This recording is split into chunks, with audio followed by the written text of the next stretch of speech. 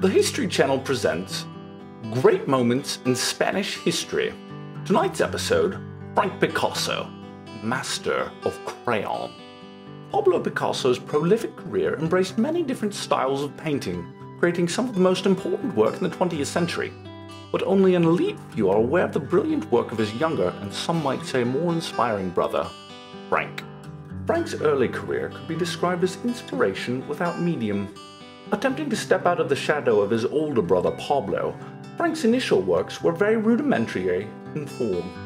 But wanting to make a permanent impression on the pantheon of Spanish artistry proved difficult, and none of these early works survived to the present day. Experimenting with new mediums was brought about by chance because Frank, like all young artists, was rather short on funding. Fortunately, on a sunny day in 1910, a chance encounter led Frank to explore the world of sculpture. This foray into sculpting was short-lived, but one of his best-known works stems from this brilliant period. Moving into a new phase of expression, Frank was given a unique opportunity from an unexpected donor. Frank seized the opportunity and moved boldly and profoundly into what would become his cultural legacy, crayon.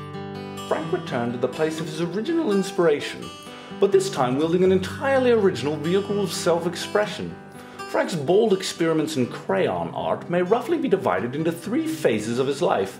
In his early stage, often referred to as his landscape phase, Frank was denounced as being largely unoriginal. However, critics today credit Frank with a stunning inventiveness and an attention to tonality. Progressing into his second phase, his art began to mirror his political sentiments, and a much more antagonistic spirit seeped through into his portrayals of life. This phase is commonly known as his angst phase.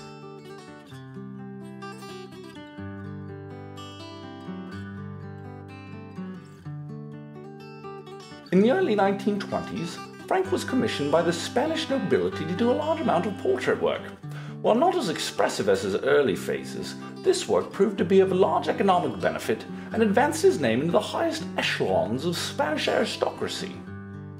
This phase of his life is often referred to as the cash money phase. Tragically, Frank continued to be plagued by his destructive Play-Doh habits of his youth. One day, Frank died.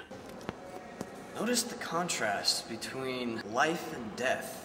Yes, the blackness as the smoke and the train coming out of the hills. Do you see the lone child in the middle? Yes, sitting there. And the mother just doesn't care. It's so sad. Unbelievable. A man beyond his times. Oh, absolutely. Yes. I've got to get a photo of this. Please do. This is incredible.